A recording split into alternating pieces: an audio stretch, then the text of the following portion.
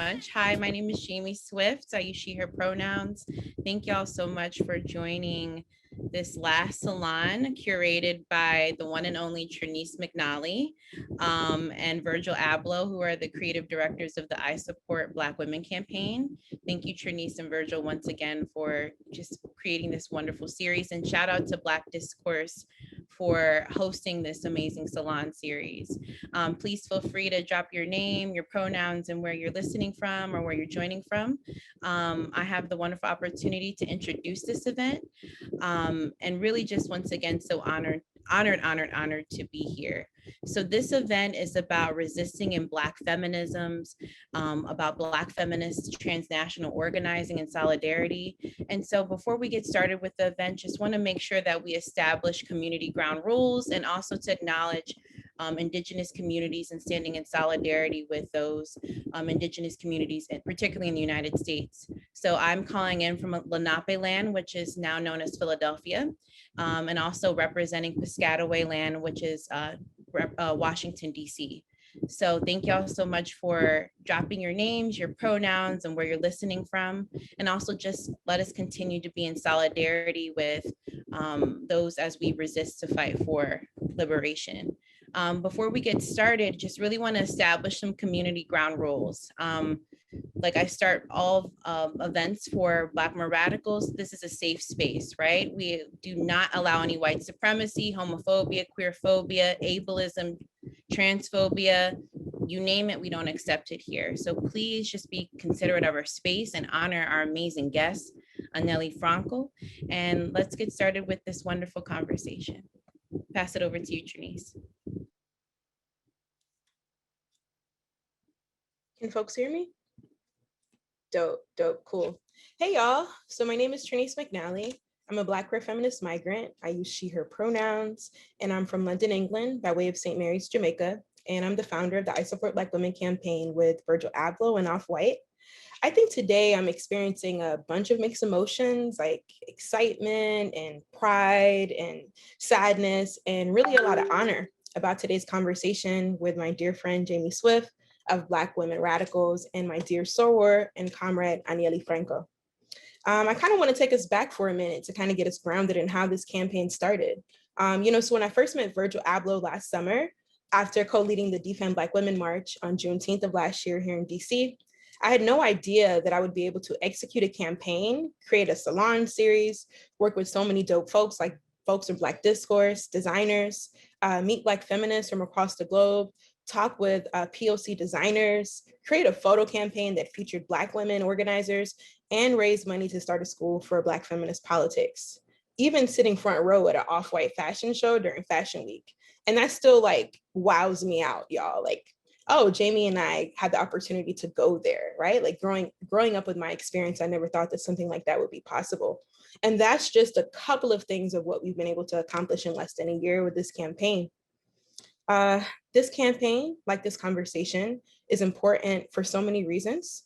The first one being Black women deserve abundance. We deserve to be listened to. We deserve to be respected and also supported. We live at so many intersections like race, gender, and class that shapes our conditions before we're even old enough to talk. And historically, Black women and gender expansive people were forced to be resilient and leaders of rebellion and also resistance. For me, this campaign served as a conduit for political education, possibility, imagination, and luxury. This conversation has brought the campaign full center today in this moment, back to how this opportunity began with me wearing this machete belt attached to my industrial belt. Because, stay grounded, but keep it fly. Virgil DM'd me and the rest is history. Today, our conversation is about centering Black feminist transnational organizing, and I couldn't be more proud. I want to ask folks to stay tuned for the continuation of this work, to follow Black Women Radicals and to learn more about the work that's happening about Black feminists from across the globe, and to follow Black Discourse on Instagram for really dope programs, podcasts, and opportunities to engage in political education as well. I want to say thank you to everyone who participated in this campaign, starting with Virgil Abloh, who took the time to believe in my work and brought Jami along. Thank you to Jami. Thank you to folks at Black Discourse, all the Black women organizers who had an opportunity to be featured, and really Black and brown young people across this world who have hit us up, who have liked our photos, who have wanted to be in conversation with us. And more importantly, in this moment, to Mariely Franco, my dear soror, someone that I'm really proud to say is a Delta, someone that I'm proud to say is a comrade, to be in conversation with you, to not just talk about an icon, a badass Black feminist, but your sister. So thank you. And I'll pass it to Jami. Yes, thank you once again to Trine and Virgil and the Black Discourse team. It's been an honor to be a part of this conversation, and I'm just going to do some context setting into more about the I Support Black Women campaign, but also about this conversation and particularly what it means to me. Yes, so as I said before, my name is Jami Swift. I'm the creator and executive director of Black More Radicals. And if you're not familiar with Black More Radicals, we are a Black feminist advocacy organization dedicated to uplifting and centering Black women and gender expansive people's radical activism in Africa and the African diaspora. I'm also the creator of the School for Black Feminist Politics, which is the Black feminist political education hub and initiative of Black More Radicals, which has a mission of expanding the frame of reference of Black politics through the power of Black feminisms. So please support the fundraiser to help us open a physical location for the school in the greater Washington, D.C. area. And there should be a link in the chat to direct you where to support. I just want to say thank you once again to Trine and Virgil for choosing 9 Black feminists of all different backgrounds to be a part of this campaign and for wanting to support the school. But most importantly, I want to speak to you, Anielle, and why I'm grateful to be speaking with you right now. When I was 19, I had the opportunity to study in Salvador da Bahia, Brazil. It was from that experience I learned that Brazil housed the largest Black population in the African diaspora, only second behind Nigeria. I was not taught that in school, K through 12, my graduate programs, none of it. It opened up my eyes to the possibilities of Blackness and ways of being elsewhere in the world. I remember when I first learned about Marielle Franco and her radical leadership and activism. I remember learning about how she was always standing up and spoke out for underrepresented communities in Brazil, Black, LGBTQ+, poor, and women. How she was vocal about the impacts of anti-Black police violence in her hometown of Maré and beyond. Her life, leadership, and legacy inspired me so much so that I wrote my dissertation in honor of her, and specifically about Afro-Brazilian queer, travestis, and transgender activists, organizers, and denizens who have lost their lives to state violence and who are organizing and working actively to combat oppressive structures that gravely impact the lives of Black communities in Brazil. Marielle inspired me to always stand in solidarity with Black feminists in Brazil and around the world. So to be able to speak to you, Anielle, uma guerreira, a warrior in your own right, is my honor. So this conversation is for Marielle Franco, for Anderson Pedro Gomez, for Matusa Passarelli, for Luana Barbosa dos Reis, for Rafaela Souza, for Sandra Bland, for Ashanti Carmen, and for Breonna Taylor, and for so many others. Solidariedade agora e para sempre, and a luta continua. Solidarity now and always, the fight continues. So thank you so much for being here. Thank you, Jami and Trine. I'm so glad to be here with you guys. It's so important for me to construct and build together, over boundaries, Brazil and the US, because I've been for many years there, and for being here today with you guys, exchanging knowledge is very, very important for me. So in behalf of my family and me, thank you so much for the invitation. Thank you. So let's get into this conversation. So we really want to talk about, like Trine was saying, the importance of Black transnational feminism and transnational feminist organizing. So to you, Anielle, we want to talk about solidarity, because solidarity seems to be like the key piece, right? So what does solidarity mean to you, and who are some historical and contemporary Black feminists in Brazil we should know about? Yes. First, I was going to start the last question first. Before we started, you were talking about Sueli Carneiro, and Sueli Carneiro for me is one of the most important Black feminists in Brazil. But Sueli Carneiro is now launching Sueli Carneiro's house, which has been built by a girl named Bianca Santana. And she is a very contemporary Black feminist in Brazil right now that you should know. I can send you guys and I can write in the chat. But Bianca Santana has been writing and researching and doing a lot. And the way we can know that she's doing a great work is that the president hates her.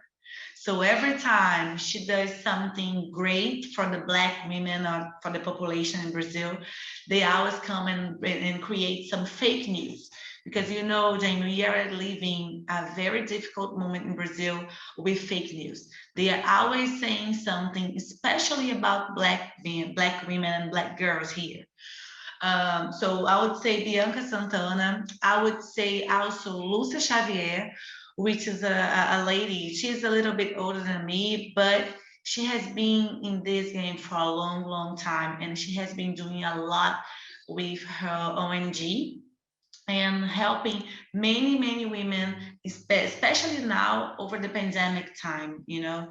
So Bianca, Lúcia, we also have Flávia Oliveira, which is a Black journalist in Brazil. And Flávia has been doing so much because, you know, here in Brazil, we don't have that many Black women on TV. So when we finally get the space to do it, so we feel so, you know, like it's someone representing us. But these are the ones that are coming up now. But, you know, like you said, we have Lélia Gonzalez, we have Lúcia Xavier, we have Jurema Werneck, which works on Amnesty, International Amnesty. We have, especially besides Bianca Santana, we now have Sheila Carvalho, which is another woman that is a lawyer, and she has been working very close with Marielle Franco Institute to discuss about the political violence that we have been suffering here, you know. But when it comes to solidarity, like for me, it's very important because when people killed my sister, they fired me from 2 schools that I used to teach.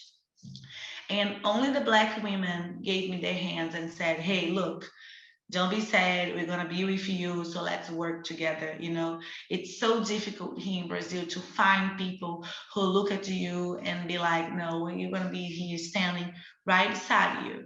And I only found that on my Brazilian girls, Black Brazilian girls.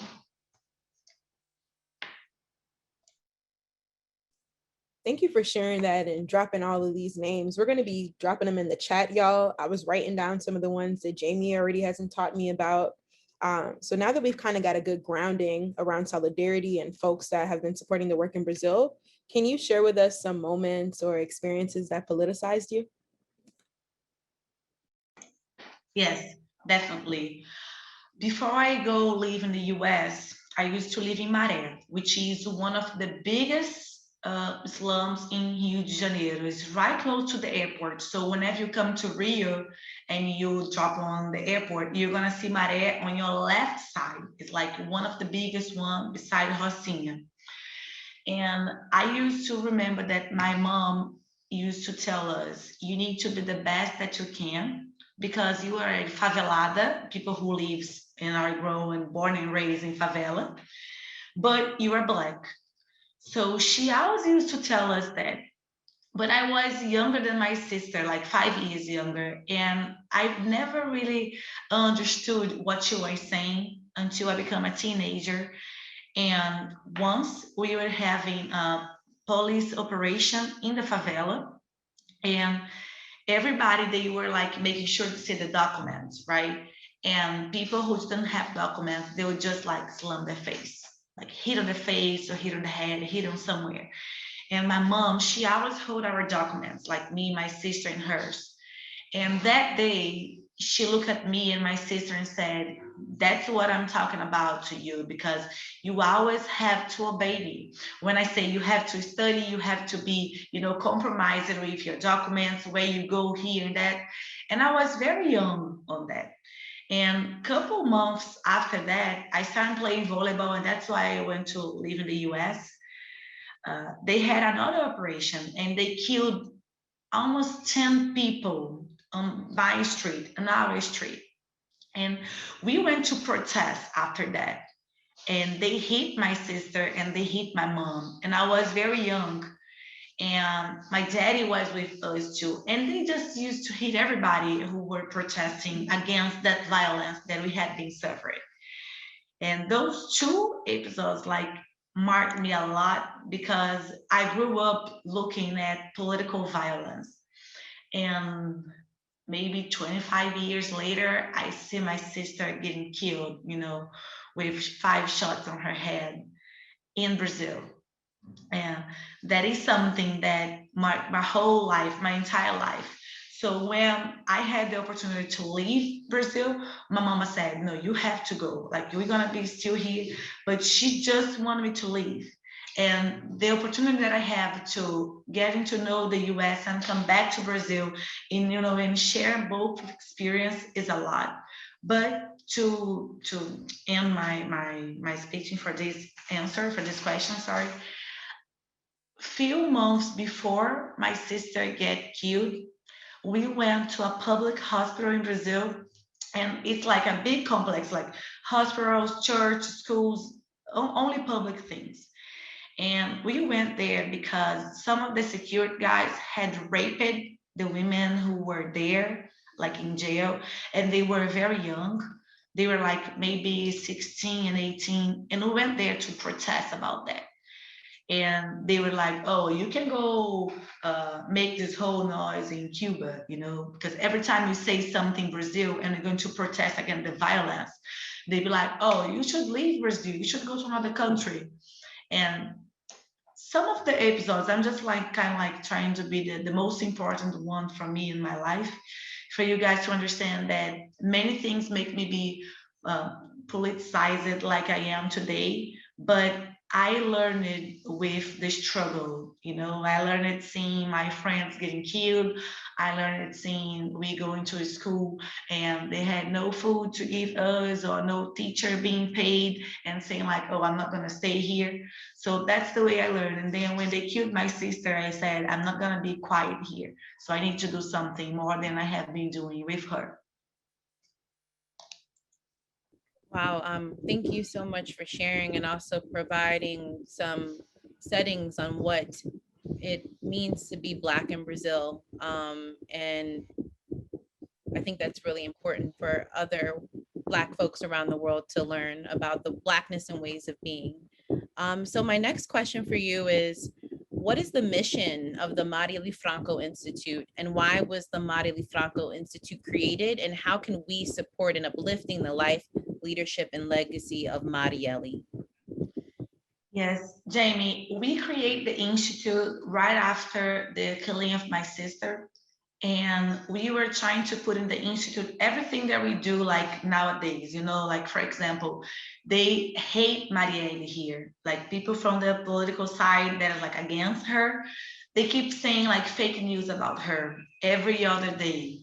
So we are trying in the institute to work that, like to defend her memory and to inspire another Black women, because most of the time when we start talking about Black people in general, they look at us and be like, oh, we don't want to hear that. They think and they say that in Brazil we don't have racism, but we do have. So in the institute today, I try to defend her memory, to keep the legacy alive. We try at the same time to do a lot of work for people to understand that Marielle Franco was killed with 5 shots on her head. And in spite of the place where she was and what she defended, she was killed. And we don't deserve that to anyone in Brazil, even though if you think different from us. So that's the point here. That's what people don't understand and what they don't get. So our mission is to potentialize, to inspire, and to make sure that people are not going to forget Marielle. For you to to have an example, I've just launched this. This is I don't know, like a story in quadrinhos. I don't know how to say in English. It's like a cartoon, no. Yeah, a cartoon book. Cartoon Yeah. Yeah. And we launched this today here in Brazil. It means Marielle Franco Raízes, when she came from, like her teenage time. And we're gonna be launching next week on her birthday, because I believe that people who used to vote already know Marielle, but many of our teenage girls who live in the favela, and to live in favela, he is very complicated. And most of these girls think that they don't have anything else to do, only, be with drug dealers and all that. So we are trying to give this on public schools and talk about Marielle power, the way Marielle was raised, how she had a baby with only 18 years old and how she survived about that. So this is the type of mission that we have in the Institute. We have been working a lot nationally and internationally about political violence here. Our girls who were elected last year, they have been suffering many threats in Brazil.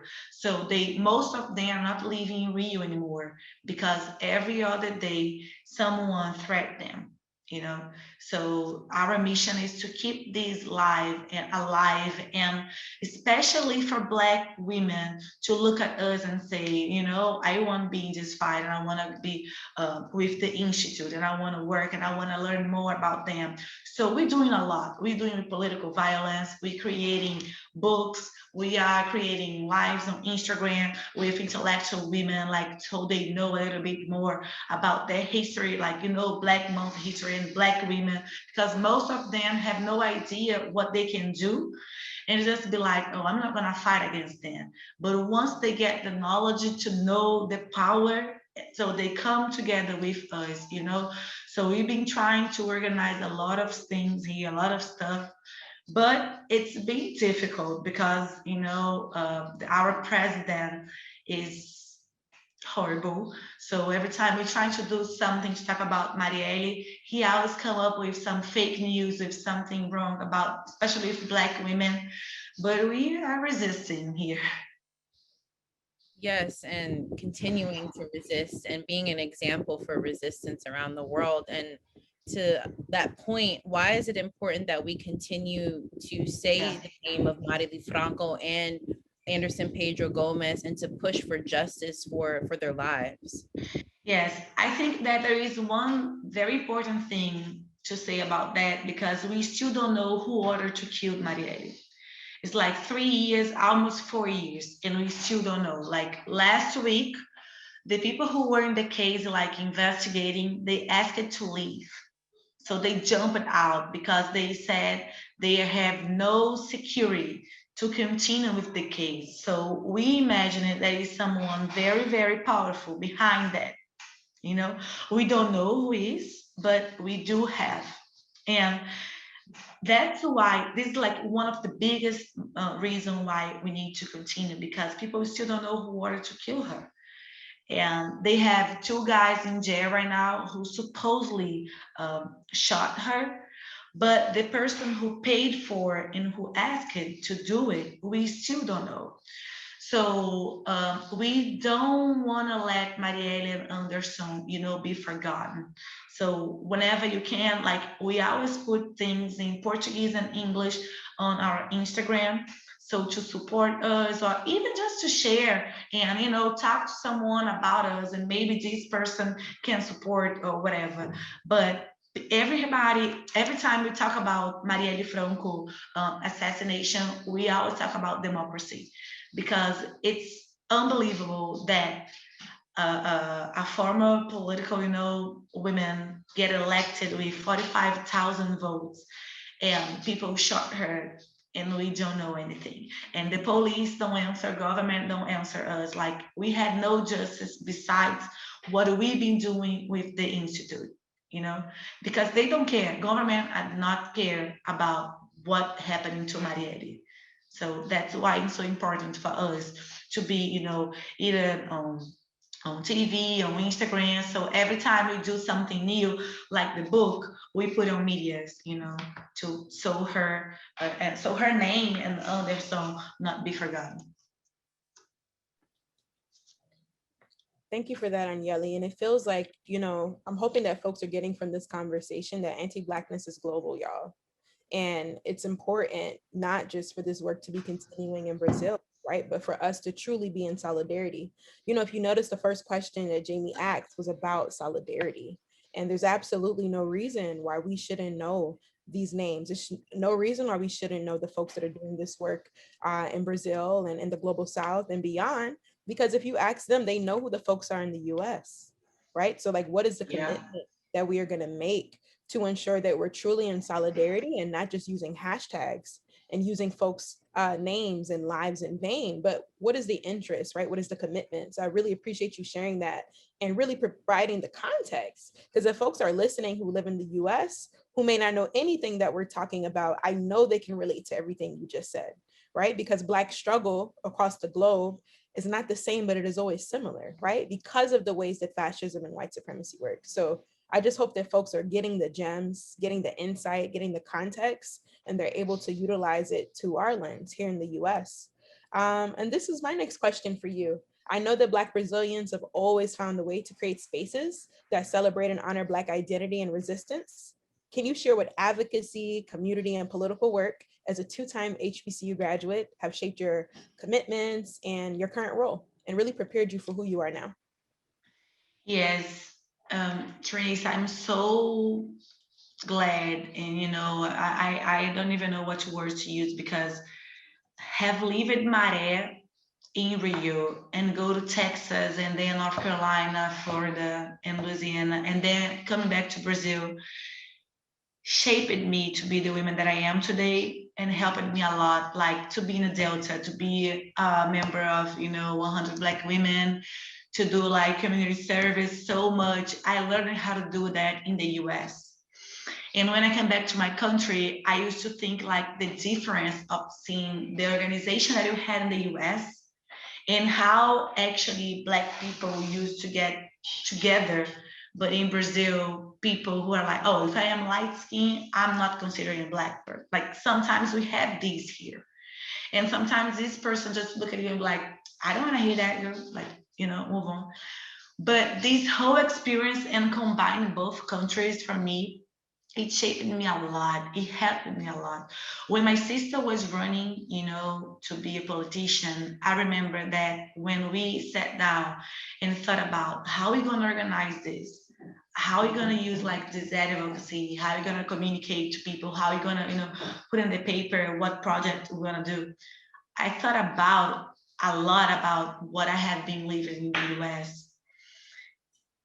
It's so grateful to see today that in the institute I can bring a lot of this that I had from the US here, but at the same time combine with the Black women from Brazil, for example, Sueli Carneiro, and sit with her, because my third master degree here in Brazil, she's the one who like guiding me, and she's helped me a lot with my paper.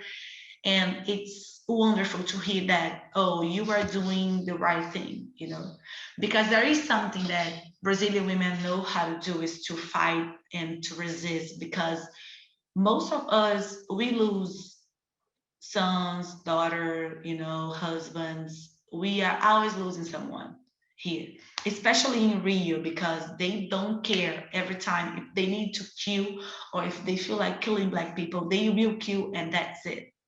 And education here is not something, unfortunately, that the government puts some money on. It's different from the US, because there we have a lot. And I'm just doing like a lot of topics because this is what I am today. But I'm so glad and I'm so thankful for what I've learned there. And for being today a leader, an activist, a Black feminist here, and people looking at us and be like, look, the Institute is doing a great job. You need to continue this and to listen to this from like old women who came like before us and we admire so much, like Sueli Carneiro. It's so great, and so grateful. I truly believe that when we're thinking about if we prepare for our current role, I think I am, but I never thought about being what I am today after this whole killing, of my family.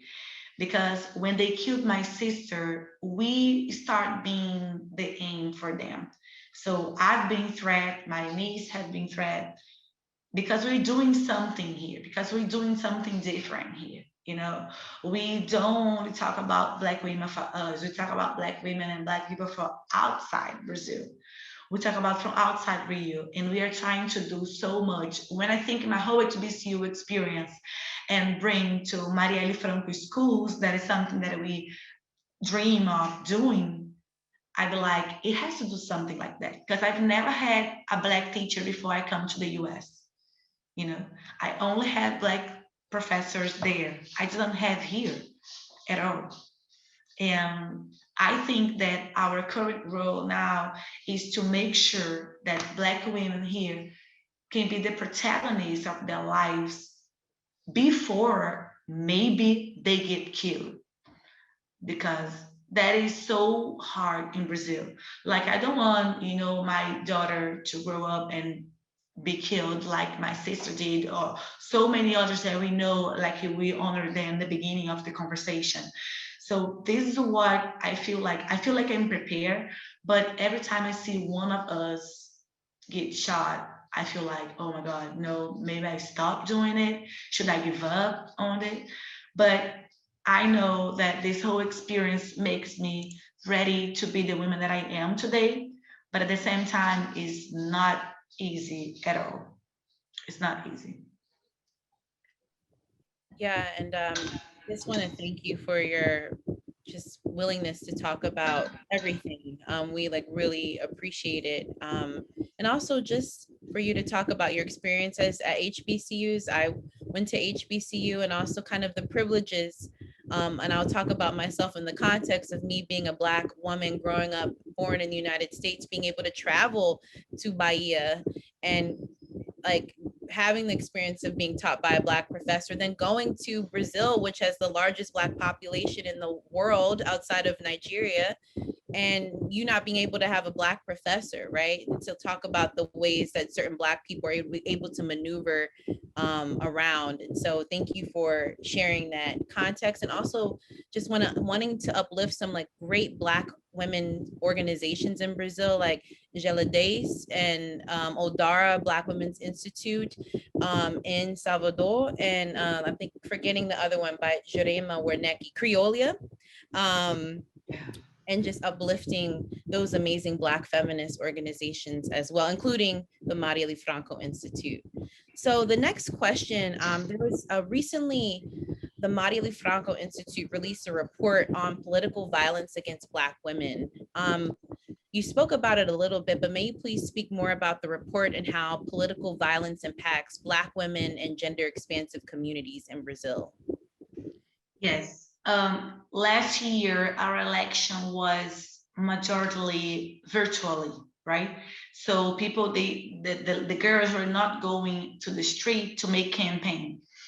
So we did this research, and what we found about was we had 151 women who had answered, and these women suffered a lot of violence, such as they were cursed out.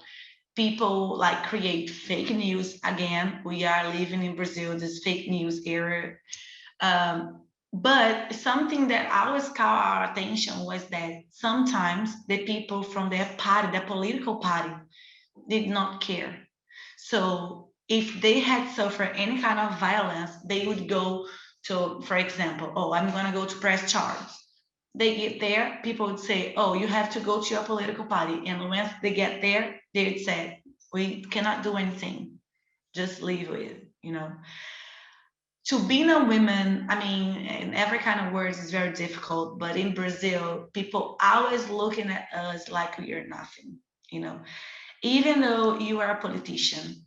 So today, after this research, we had many of those women who had answered the research. Now they are under any program of protection, because they cannot act like, you know, like put their job on a daily basis. They can't go because people want to kill them. They can't go anywhere because people want to curse them out. So the whole research showed us what we always see in, like, you know, walking on the street, but at the same time brought us numbers.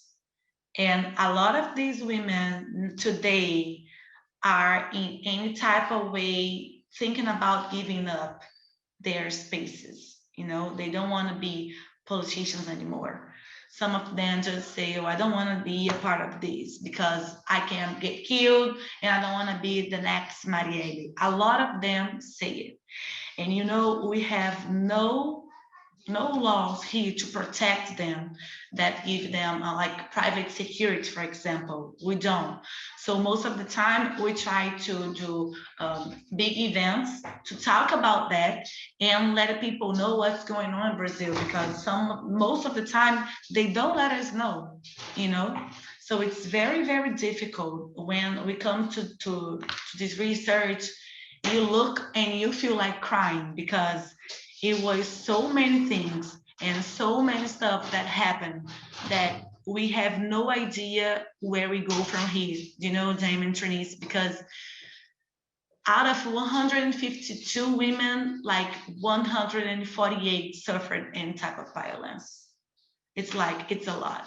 And then like 251, every time they do a campaign, like 249 were cussed out because they were Black, or because their religious way were like different from the other, or because they used to, you know, say something about Marielle, especially if they talk about Marielle.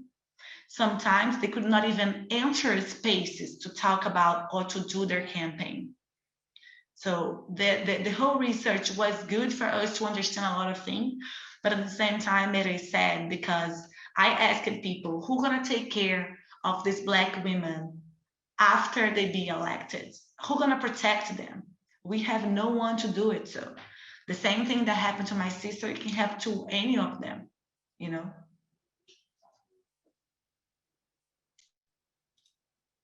Thank you for that. I'm really excited that Jami asked that question about reports, because I have like a couple of students that are on the line who wanted to learn about the reports and the research that's happening in Brazil.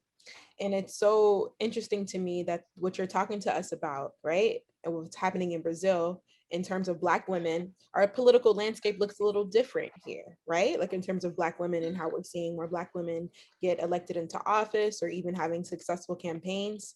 And I just want to keep reiterating to the people on this call, the people that are going to watch this on YouTube who missed it, that is really important to understand what is happening to Black people, in particular Black women, especially in Brazil, right? Because I think Brazil, there's so many lessons historically that we need to learn and to understand. I mean, Brazil was the last to abolish slavery, y'all, has the most Black people outside of Nigeria, like Jami told you. And I think that we often forget and we get caught up here in the US, right, in a Western imperialist place, that the US, right, is the only folks that are impacted by state-sanctioned violence and police violence from Black women in particular. And I mean, just listening to what you're saying, Anielle, about the fear that people are walking away with and still yet being brave, right? Like still having the courage to not just participate in the studies, but to say yes, and to have legitimate fears, right? Because they understand.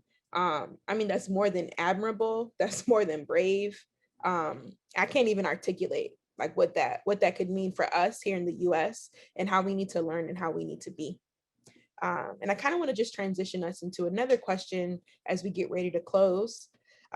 We know for so many, Marielle Franco is a hero, a guiding light, an icon.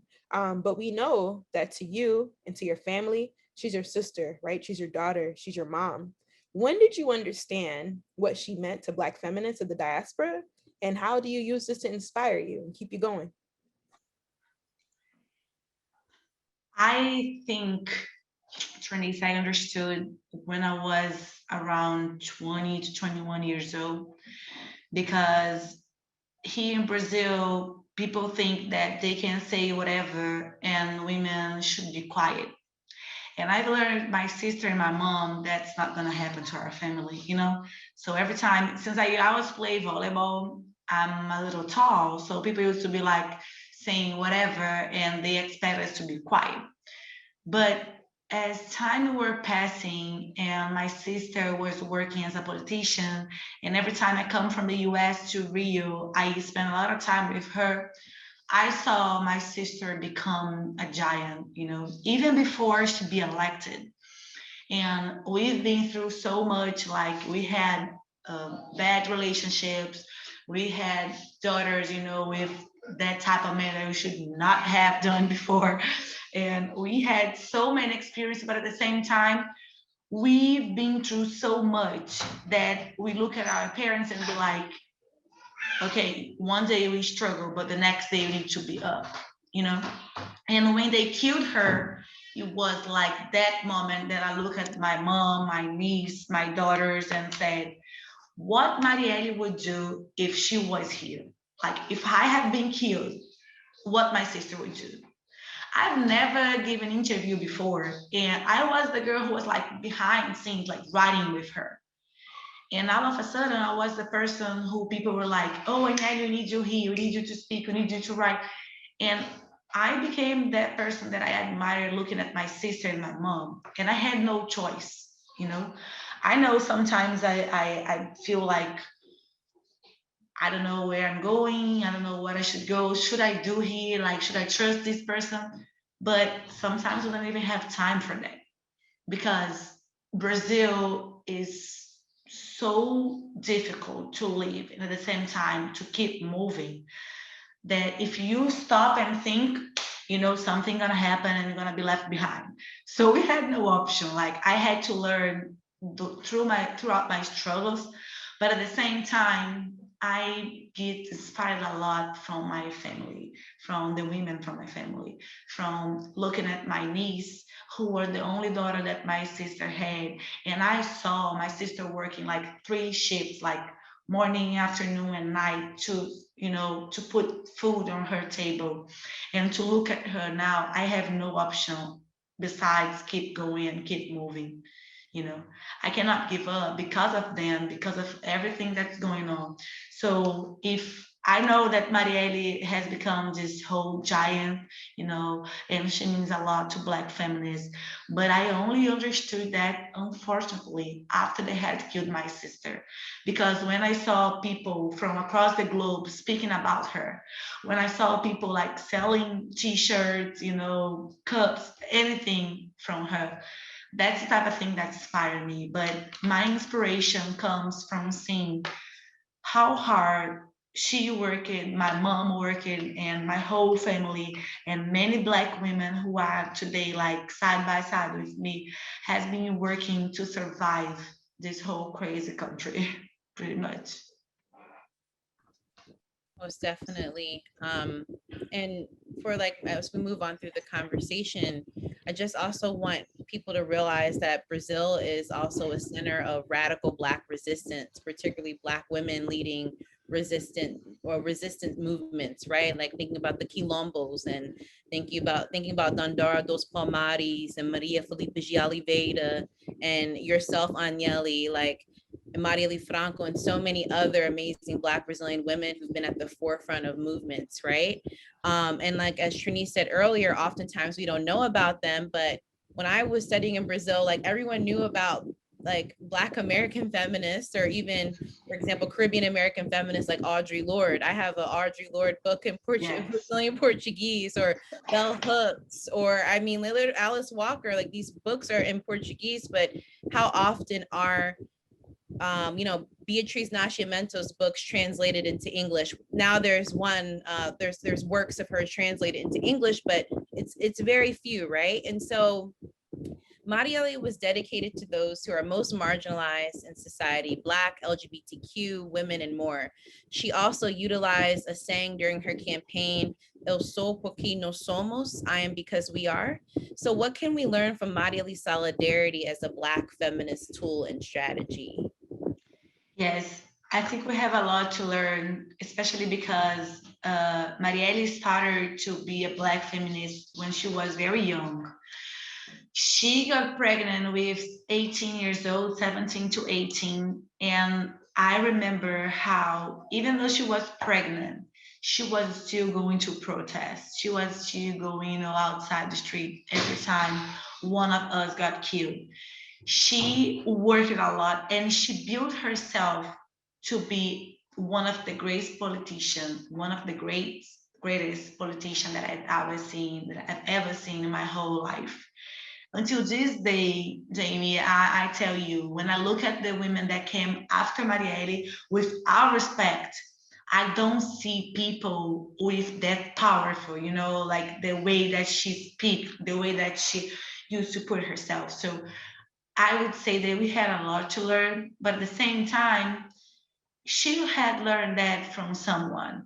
And I would say that was from my mom, and who today, I don't know how my mom survives up to this day, because she's still crying every other day for my sister. But at the same time, she has so much power and strength, and and dreaming of seeing this country better. So I cannot speak here about one without speaking about the other. It's kind of like that.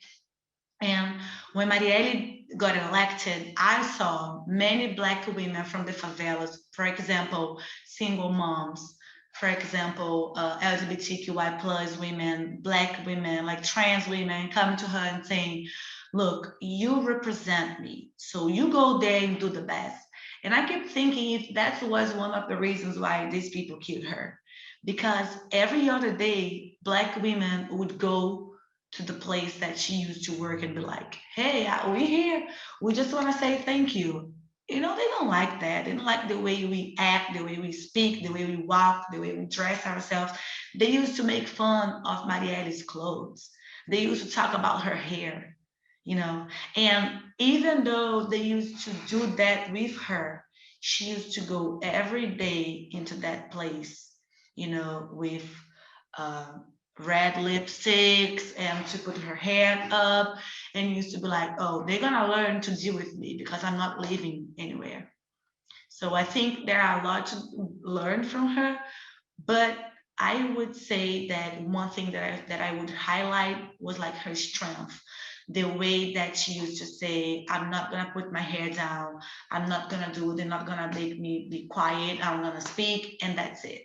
And that's why I think they called Marielle was so the person that they killed before even other girl here, because the way that she used to behave herself and how she used to speak and her strength and the way she didn't let people feel like, oh, we're not going to change the world. She always used to say, no, we're going to change, and we're going to start from the Black women first. Period.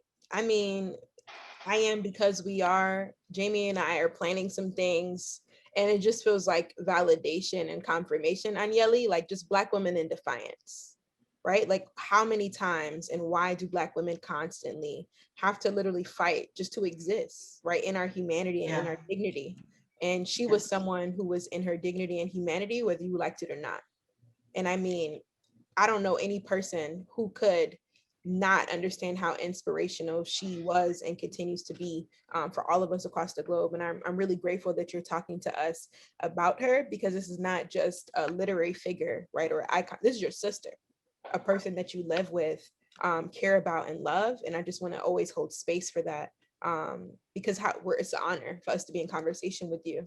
And to close, I think you've dropped so many gems, and I kind of want to hear your call to action.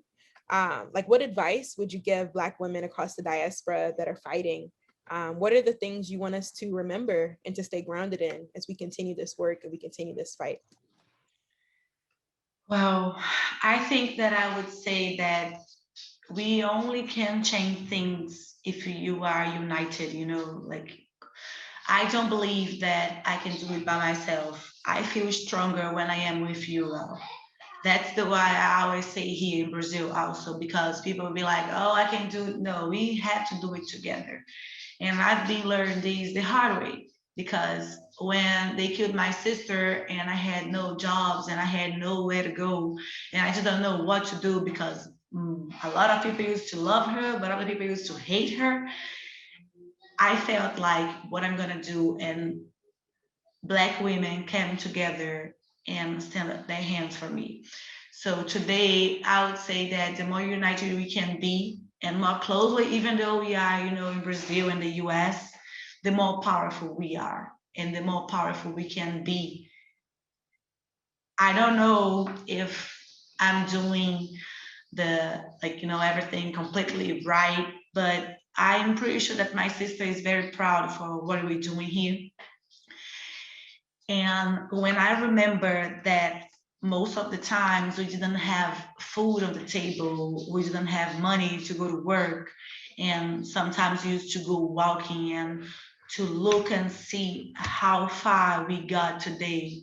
It's kind of like that poem, like Invictus, that I had to learn when I was becoming a Delta. And I keep thinking about that. And if I would say is, we not gonna regret, we're gonna go from here up. We're not gonna be quiet. We're not gonna, accept the way they be treating us. And we are going to be the protagonists of our own lives, even they want or not. That's what I think that's gonna happen. And that's what I would say for everyone who's like listen to us today, because there is no way and there is no option to give up and stop fighting, because we need a better place and a better world for our Black people. Wow. Just thank you so much. Like, grateful for this conversation. So thank you.